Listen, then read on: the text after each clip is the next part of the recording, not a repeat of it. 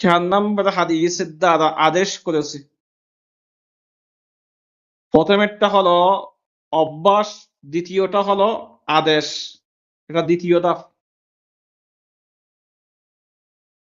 عن عبد الله بن عباس رضي الله تعالى عنهما قال قدم النبي صلى الله عليه وسلم المدينة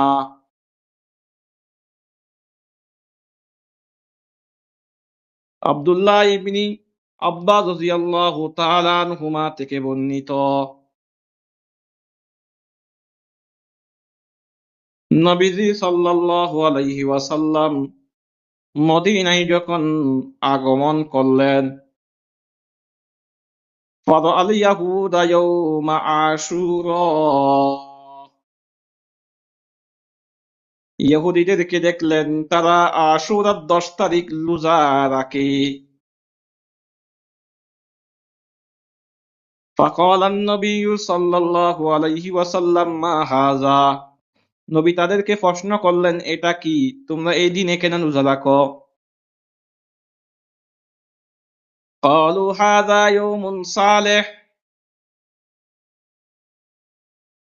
তারা বললেন এটা একটা উত্তম দিন।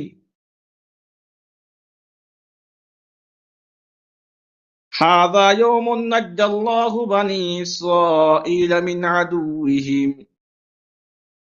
এটা এমন একটা দিন যে দিনে আল্লাহ তাআলা বনী ইসরাঈলদেরকে তাদের শত্রু থেকে আল্লাহ হেফাজত করেছিলেন। ফাসামাহু মূসা আলাইহিস সালাতু ওয়াস সালাম, এদিনে মূসা আলাইহিস সালাম আল্লাহর শুকর আদায় করে রোজা রাখতেন। ক্বালা ফাআনা আহাক্কু বিমূসা মিনকুম, নবীজি বললেন আমি তোমাদের চেয়ে মূসা আলাইহিস সালামের বেশি হকদার। তাহলে মূসা আলাইহিস সালাম যদি এই দিনে রোজা রাখে তাহলে আমি তো মূসা আলাইহিস সালামের বেশি হকদার।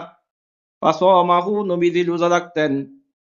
ওয়া আমারা বিসিয়ামিহি, এবং সাহাবায়ে কেরামকেও রোজা রাখার আদেশ করেছেন। প্রথমটা হলো অভ্যাস, দ্বিতীয়টা হলো আদেশ। এটা দ্বিতীয় ধাপে আমাদের উপর রোজা ফরজের দ্বিতীয় ধাপ।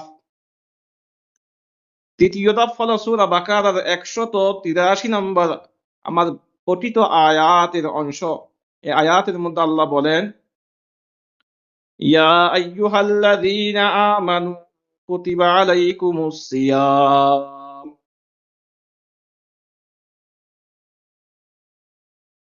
হে ঈমানদারগণ, তোমাদের উপর রমজানের রোজা ফরজ করা হয়েছে। তবে রমজানের রোজা যে ফরজ করা হয়েছে, এখানে আল্লাহ তাআলা কিছু সংখ্যক মানুষকে ছাড় দিয়েছে, ছাড়। ধনীদেরকে একটু আল্লাহ সুযোগ দিয়েছে। সূরাতুল বাকারার ১৮৪ নম্বর আয়াত আল্লাহ বলেন, ওয়ালাল্লাযীনা ইউতীকুনাহু ফিদিয়াতুন তুআমু মিসকিন, রব্বুল আলামিন বলেন যারা রোজা রাখতে অক্ষম তারা যেন গরিবদেরকে ফিদিয়া দিয়ে দেয়, তাহলে আদায় হয়ে যাবে। ৩ নম্বরে যে দাফে আল্লাহ রোজা ফরজ করা হয়েছিল, ওই দাফগুলো আল্লাহ রহিত করে সূরাতুল বাকারার ১৮৮ নম্বর আয়াত আল্লাহ বলেন, ফামান শাহিদা মিনকুমুশ শাহরা ফালিয়াসুম ওয়া আলাল্লাযীনা ইউতীকুনাহু ফিদিয়াতুন তুআমু মিসকিন।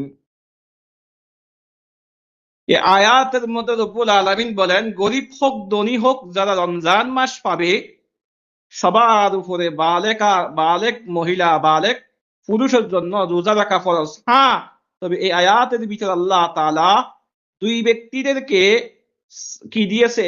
একটু করে ছাড় দিয়েছে। সেটা হলো যদি মুসাফির হয় অথবা অসুস্থ, এমন অসুস্থ যেমন নারীদের কিছু ঋতুস্রাব হয়, মানে তাদের আল্লাহ প্রদত্ত কিছু অসুখ আছে নারীদের কি, অথবা কোনো ব্যক্তি এমন অসুখ যে অসুখের কারণে আল্লাহ বলেছেন তোমরা গনে এগুলো গনে রাখবা, যে রোজাগুলো রাখতে পারো নাই রমজানের শেষে রোজাগুলো লিখে দিবা।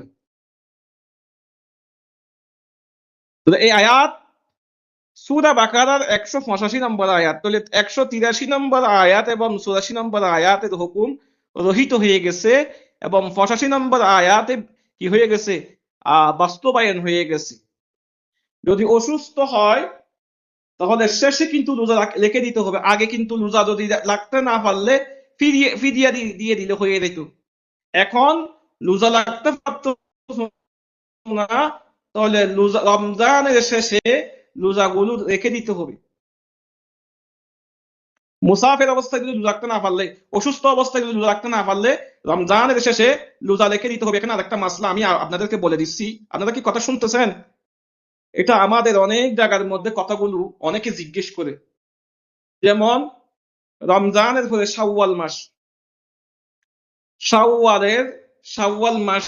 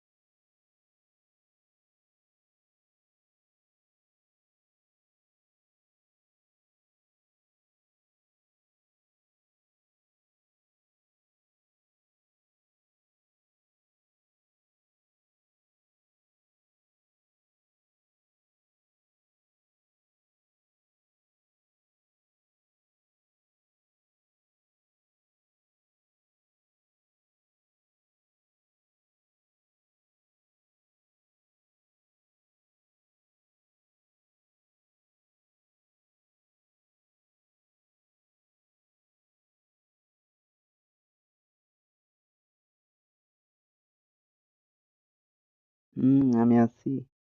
হুজুরের মনে হয় নেটওয়ার্কের সমস্যা। হুজুর আছেন?